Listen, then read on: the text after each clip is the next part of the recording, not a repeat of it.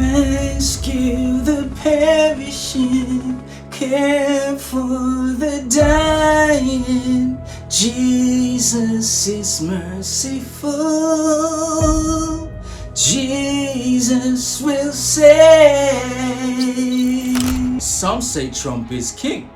Others say no, no, no. Easter Sunday was a beautiful day for Americans as they rescued the airman in hostile territory.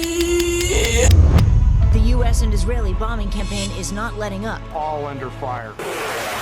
Despite his injuries and a 60,000 bounty to anyone who found him alive, the weapons officer was able to climb more than 1.3 miles and avoid detection after his F-15E went down in hostile territory Friday. This is the debris left behind after the U.S. mission to rescue its downed fighter jet crew from deep within enemy territory. U.S. intelligence had learned that the Iranians had dogs sniff the F-15E's ejection seats that were on the ground. This alarmed the president's team, but it turns out the dogs weren't effective at tracking the scent. The operation began when an F-15 jet was shot down over southern Iran. Armed forces deployed 21 military aircraft into hostile airspace, many flying at very low altitude, being shot by bullets. Pentagon had surged more than 150 planes to the effort,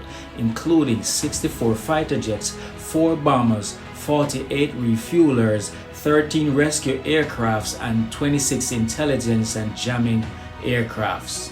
Over the next hours, the search and rescue task force crossed the beach, entered into Iranian airspace, protected by a fighter strike package, and moved into the objective area, all under fire.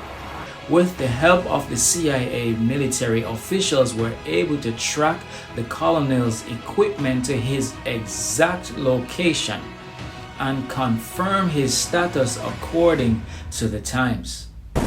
Tonight, U.S. officials confirming hundreds of soldiers from elite special operations units executed a daring nighttime mission deep inside Iran to rescue that missing officer after his fighter jet was shot down Thursday. This was a brutal test of will and survival instincts, one that the airman mastered. He scaled cliff faces, bleeding rather profusely, treated his own wounds, and contacted American forces to transmit his location. The airman spent 1.5 days hiding in the Zagros Mountains and dodging the enemy. He did not quit. He knew his comrades were going to come and get him. You've got to authenticate them. You've got to assess their mobility, assess their health status. The weapons officer submitted a short, unusual message over the radio that said, "God is good."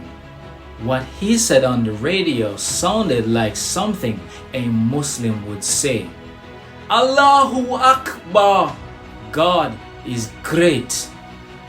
Is there any other threats around them? So you've got to take account for all these different variables. He took his training very serious and was very much prepared, even with injuries, to survive, to outlast his pursuers, his enemies seeking him, to find him by all means necessary. On the same side, there's also lots of training that goes into the rescue mission task force that has to coordinate all of these efforts to bring our personnel home. CIA pulled off a diversionary tactic that saw the U.S. plant a fake intel that the soldier had already been rescued. Aircraft sent to the wrong area to confuse the Iranians about where the missing airman could be, while small helicopters picked him up and brought him to waiting planes. In an effort to confuse Iranian officials, so hundreds of special U.S. forces and dozens of aircraft could pull him out. Mr. Trump's team agonized over the clock, watching enemy forces nearing the mountain, 5 kilometers away, 3 kilometers away. Every single minute was excruciating, one official said. We just really wanted to get our guy out of there. More than 50 hours after the start of this operation, the Joint Personnel Recovery Center declared Dude 44 Bravo both the front and backseater return to friendly territory. It really speaks to the best of American values, leaving nobody behind. His intelligence and awareness in the situation must be applauded and must be acknowledged that he took his training very serious, his life very serious, and he wanted to live, he wanted to survive, he wanted to get back to his country and to get back to his family and loved ones. We must applaud this officer.